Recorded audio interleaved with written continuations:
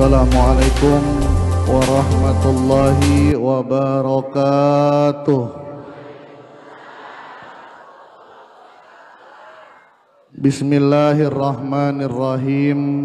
Alhamdulillah wa kafa wassalatu wassalamu ala nabiyil mustafa wa ala alihi wa sahbihi ahli sidqi wal wafa, amma ba'du. Ilahi anta maksudi wa ridhaka matlubi, a'tini mahabbataka wa ma'rifatak. Ashabal fadilah, ahli silsilah thariqah qadiriyah naksabandiyah, pondok pesantren Suryalaya, wabil khusus Syekhuna wa murabbi arwahina, pengersa Abah Aus Qaddasallahu sirrah, wa nafa'nallahu bihi wa bi anwa'i ulumihi wa asrarihi wa karamatihi bi barakatil Fatihah.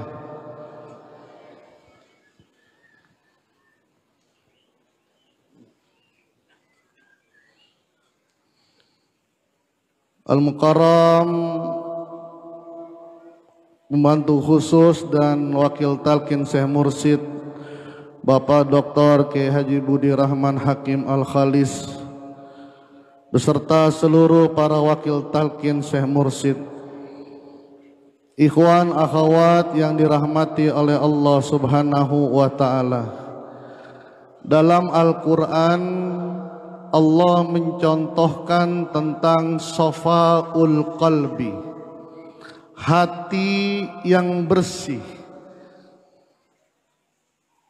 Wa isja'alnal baita mathabatan linnasi wa amna. Wa isja'alnal baita masabatan linnasi wa amna.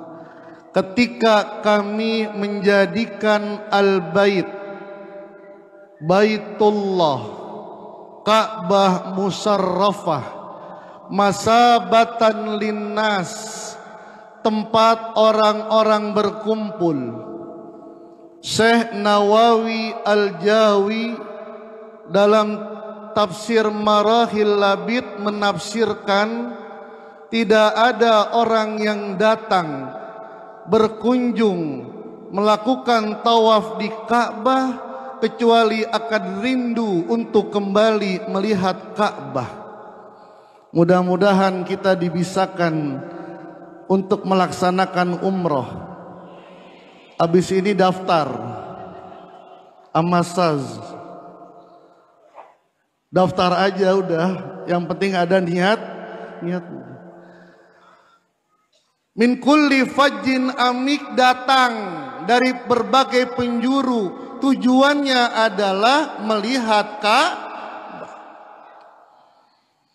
Bahkan kalau biasanya kita mimpin jamaah, kalau melihat Ka'bah pertama dianjurkan membaca doa. Biasanya kita mimpin jamaah kagak ada yang ikut baca, tapi pada nangis semuanya. Allahumma zid hazal baita tasrifan wa ta'ziman wa takriman. Kita lihat samping pada nangis semuanya, enggak sanggup baca Ustadz. Begitu terharunya dengan Ka'bah. Yang pertama kali ketika umroh makbulah, Abah mengajarkan kepada kita inti melihat Ka'bah. Bagaimana ketika melihat Ka'bah, melihat siapa yang punya Ka'bah, yaitu Allah. Maka ketika melihat Ka'bah, seluruh jamaah umroh makbulah tidak ada yang baca Allahumma zid hazal baita, tapi semuanya menghidupkan zikir khafi. Masya Allah. Langsung ingat kepada siapa yang punya pakai ihram. Biasanya baca labbaik Allahumma labbaik, labbaik la syarika laka labbaik. Abah mengajarkan inti daripada labbaik adalah setelah niat umrah semuanya tertunduk. Mutawifnya karena belum talqin, dia mimpin labbaik. Ayo para jamaah kita baca labbaik Allahumma labbaik. Pada saat itu saya bersama dengan Abah satu bis. Semuanya tawajuh. Labbaik Allahumma labbaik. Dia bisik sama saya, Ustadz pada ngantuk ya, begitu. Dia kagak paham. Nunduk semuanya. Inti labbaik. Berapa banyak orang baca labbaik sibuk dengan bacaannya, tapi tidak dengan ini. Masya Allah. Itu arti masabatan linnas. Begitu rindunya kita dengan Ka'bah. Ketika tawaf wada dan dalam kita tidak ada tawaf wada, Masya Allah. Benar. Emang kita nggak mau balik lagi ke Mekah, kata Abah. Tidak ada tawaf wada. Berpisah dengan Ka'bah, menangis semuanya. Masabatan linnas. Ada magnet yang kuat di Ka'bah itu. Wa amna, tenang, aman. Kalau di depan Ka'bah silakan tawaf. Nggak mampu tawaf, sholat sunnah. Nggak mampu sholat sunnah, baca Quran. Nggak mampu capek, zikir. Nggak mampu zikir, lihat Ka'bah. Lihat Ka'bah. Lebih nikmat daripada ngelihat jahe.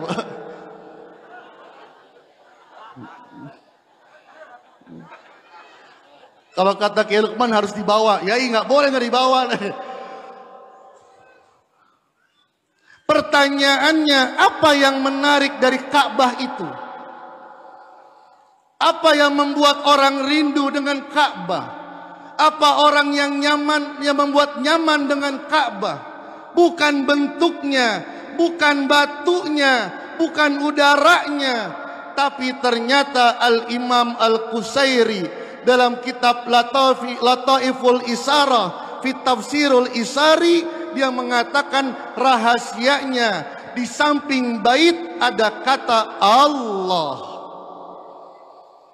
Bait Allah, Allahnya dihilangkan, maka Ka'bah seperti bangunan biasa, dikosongkan dalamnya, tidak ada apa-apa, hanya ada tiang 6, kosong semuanya. Tapi di dalamnya bait Allah, baitul, batu yang selalu ada Allahnya menjadi mulia. Bagaimana manusia, makhluk yang paling mulia, jika hatinya selalu ada Allah, maka menjadi masabatan linnasi wa amna. Mana buktinya? Tidak jauh-jauh kita melihat pengersa Abah sudah menjadi baitullah. Kalau kita kan masih lompat-lompat. Betul apa betul? Saya, kalau Kiai Jujun udah enggak. Saya masih lompat-lompat, tengkurup-tengkurup, tapi Abah tidak. Abah ketika di Suryalaya dia berkata, kalau saya ingat Umi, saya bisa rugi. Karena belum tentu Umi ingat saya. Tapi kalau saya ingat guru agung saya di belakang saya, Abah Anom, maka saya beruntung. Saya terbawa karena yakin beliau sedang bersama dengan Allah, sedang zikir khafi. Begitu pula kita. Maka robitoh yang paling baik bukan membayangkan wajah. Tidak salah membayangkan wajah, Pak. Tapi Abah bilang, kalau kita berantem, yang kita bayangkan wajah guru kita, kira-kira babak belur atau enggak? Apa yang harus ikutin gerakannya? Bagaimana gerakan guru kita sampai akhirnya rasakan gerakannya. Begitu pula zikir khafi, Rabithah yang baik merasakan getaran hati guru kita. Karena pasti Abah sedang menghidupkan zikir Rabithah itu ke guru mursyid, bukan ke wakil talqin, Pak. Datang ikhwan ke saya.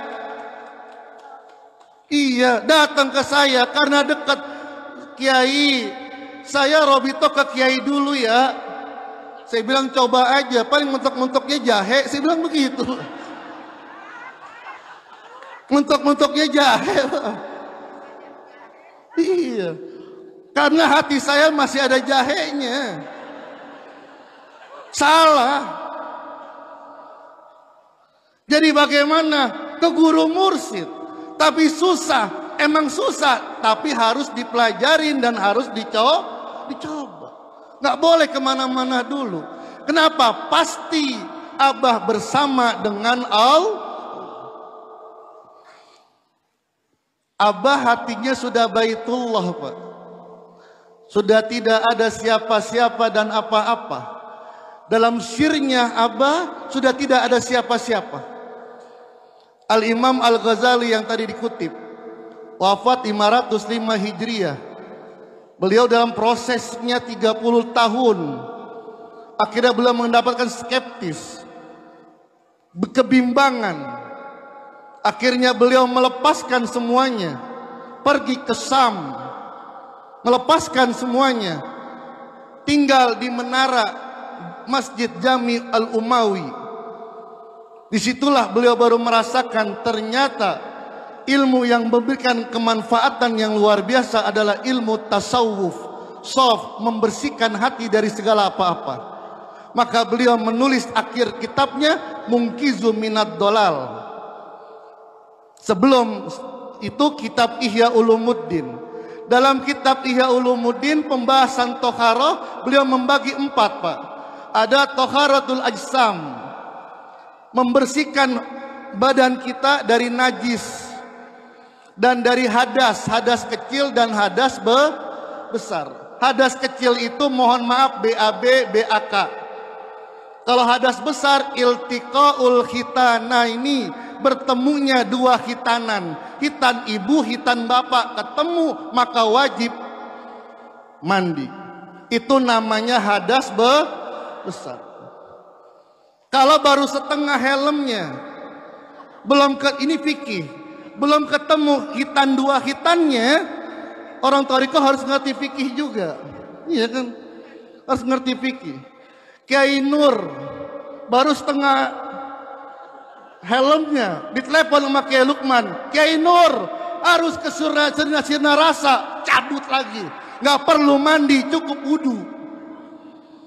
Kenapa? Benar, Pak. Karena tidak bertemu iltiqaul khitan perempuan dan khitan laki-laki.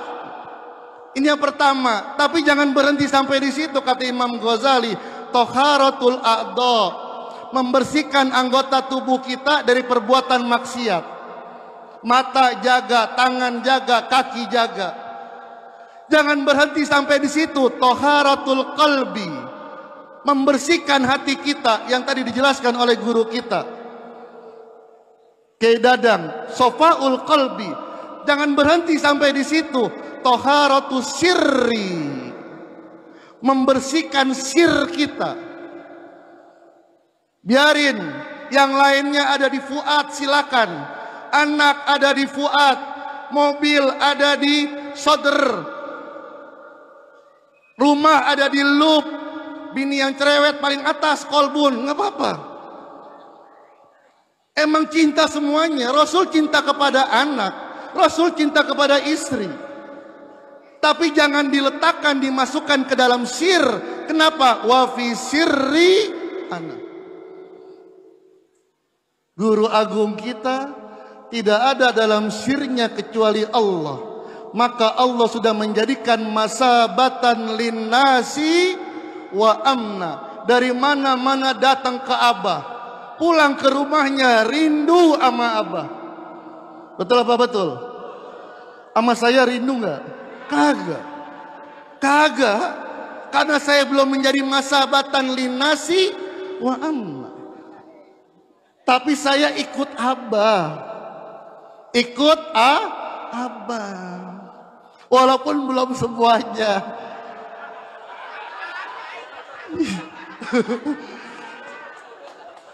Iya. Bukan berarti kamu ikut, belum mampu ikut. Itu.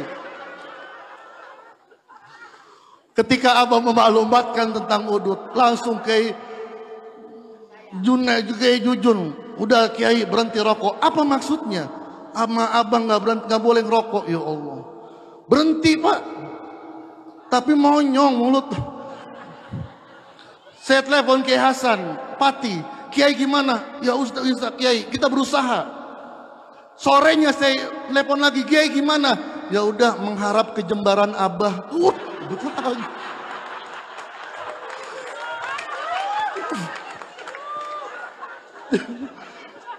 Bukan berarti gak ikut. Belum bisa ikut Pak. Tapi sampai ada WA dari Ikhwan Bandung. Yai, saya gimana ini? Saya masih merokok. Apakah saya masih diaku jadi muridnya Abah? Saya bilang, tetap jadi murid khusus. Saya bilang,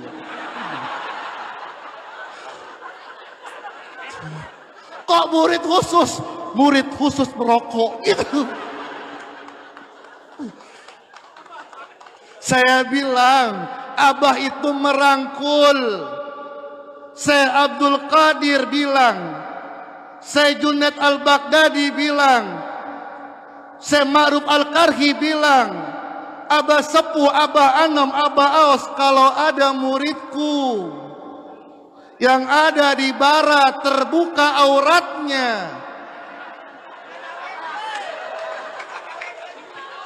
maka tanganku akan menutupnya. Betul.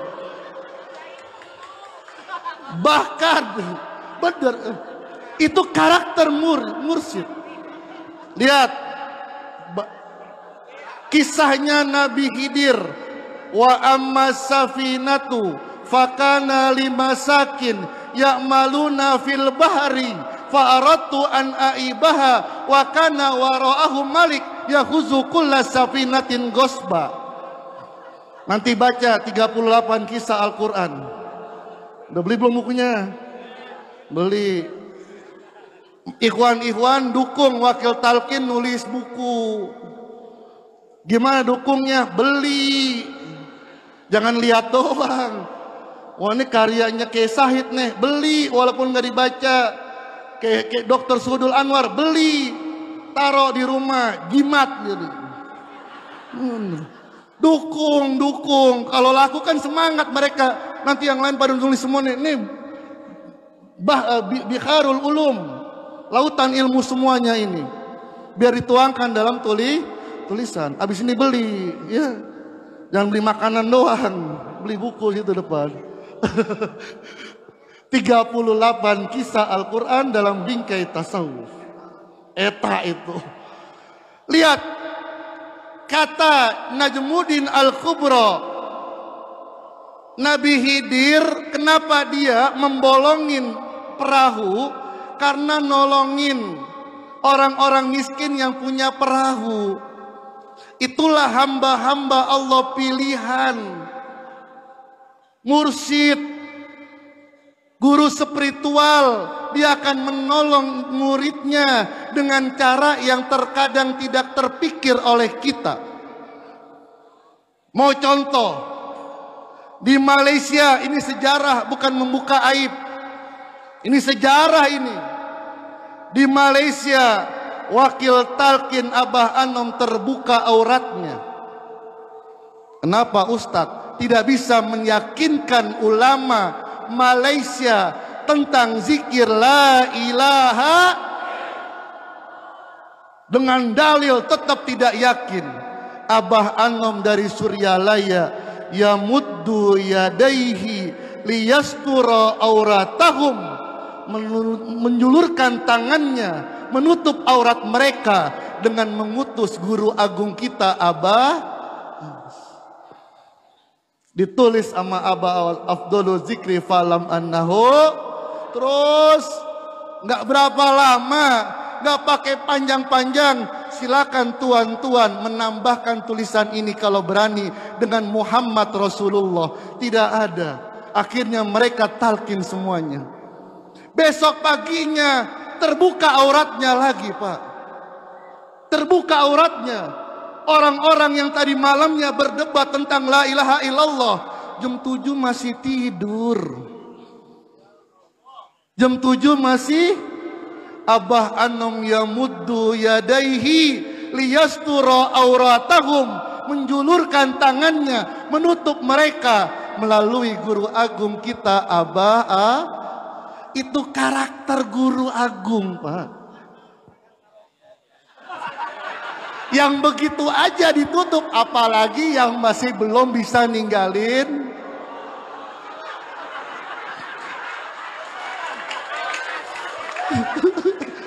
Belum bisa, bukan belum mau, bukan menentang, itu hifzul hurma.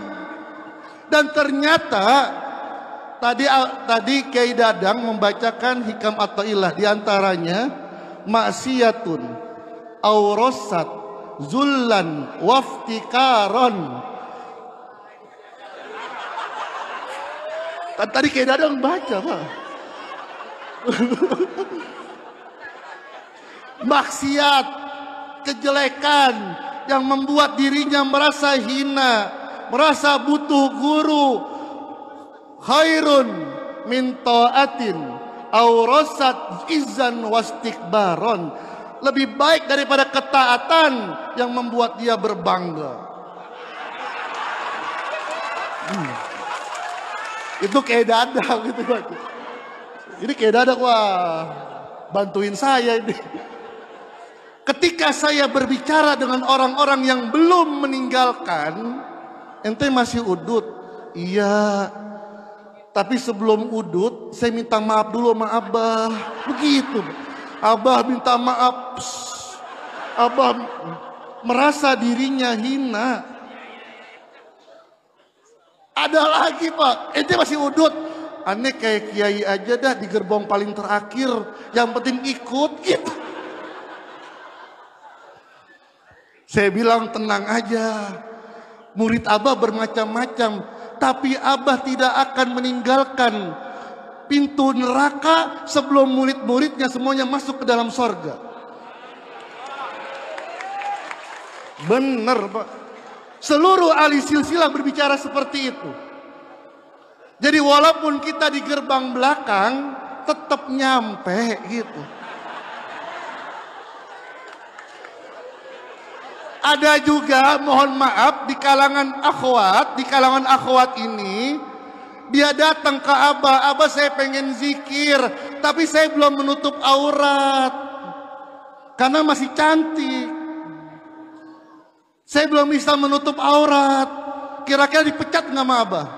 Enggak, engkau muridku, tapi di gerbong belakang sama yang udut, gitu.